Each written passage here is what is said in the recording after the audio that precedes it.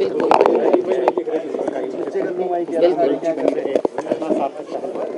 सबसे पहले तो मैं हमारे एक हिमाचल प्रदेश के बड़े प्रमुख और जाने माने हस्ती हरनोट जी, जो किताबें भी लिखते हैं और उनकी विशेष रुचि इसी में रही है, इन्होंने आज मुझे इस मेले में आमंत्रित किया। इनका मैं दिल की गहराइयों से आभार व्यक्त करती हूँ।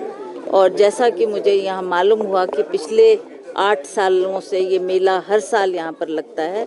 इसकी शुरुआत माननीय वीरभद्र सिंह जी ने 8 साल पूर्व में की थी और वो काफ़ी रुचि लेते थे साहित्य में और प्रकाशन में, और उनके द्वारा बहुत प्रोत्साहन लेखकों को भी मिलता था और जो प्रकाशन करते हैं उनको भी मिलता था। तो उसी कड़ी में ये हर साल ओकार्ड के हमारे सचिन जी आते हैं और हर साल इस मेले का आयोजन करते हैं। इस बार इन्होंने रिज मैदान में इसका जो ये मेला लगाया है, उससे बहुत से हमारे टूरिस्टों ने भी फ़ायदा उठाया।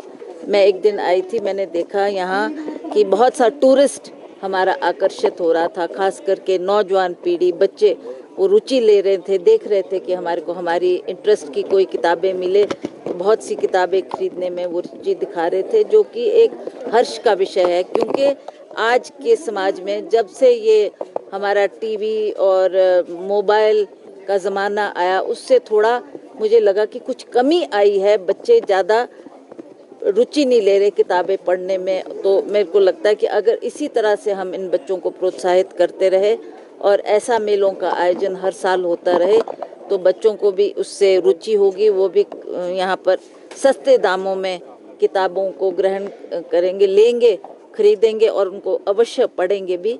तो मैं इनका फिर से बहुत बहुत आभार व्यक्त करती हूँ कि जो हमारे ओकार्ड के द्वारा यहाँ पर मेले का आयोजन हुआ है। हमारे जो इन किताबों को छापते हैं वो लोगों को भी बहुत प्रोत्साहन मिलता है, उनको भी मौका मिलता है कि हम अच्छी अच्छी किताबें जो जिसमें हमारा इतिहास है, हमारा साहित्य है, हमारे बहुत कुछ हमारे कल्चर को दर्शाता है, उनको वो लिखने में और उसका प्रकाशन करने में उनको भी बल मिलता है। तो मुझे खुशी है कि आज हम युवा पीढ़ी के लिए एक बहुत अच्छा कार्यक्रम कर रहे हैं हर साल। इसके लिए खास करके ओकार्ड का मैं बहुत बहुत धन्यवाद करती हूँ कि इन्होंने हमारे युवा पीढ़ी को आगे बढ़ाने के लिए एक बहुत ही सराहनीय कदम हर साल ये उठाते हैं। इस तरीके से देखते हैं कांग्रेस की स्थिति कैसी है? देखेंगे, प्रयास करना हमारा फर्ज है। हम हर क्षेत्र में ये जो 3 हमारे उपचुनाव हो रहे हैं, उसमें मैंने जाकर वहाँ पर अनुमान भी लगाया है और लगता है कि आज के हालात को देखते, आज की परिस्थिति को देखते हुए अवश्य, और जिस तरीके से कांग्रेस पार्टी ने जब भी सत्ता में रही जो काम किए हैं वो अस्मरणीय है। लोग अभी भी याद करते हैं कि ये सारा विकास का कार्य कांग्रेस के शासन में हुआ है। तो इन बातों को याद रखते हुए अवश्य कांग्रेस पार्टी को लोग अपना कीमती वोट देंगे और हमारी ये जो 3 महत्वपूर्ण सीटें हैं, इसमें अवश्य हमारे कैंडिडेट्स को विजय बनाएंगे।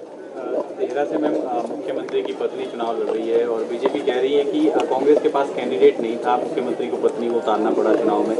देहरा से लोकल कैंडिडेट नहीं मिल पाया आज तक। देखिए, बीजेपी को तो जब कुछ और नहीं मिलता तो इस तरीके के आरोप लगाते हैं। वो तो she is a citizen of this, she can fight from anywhere.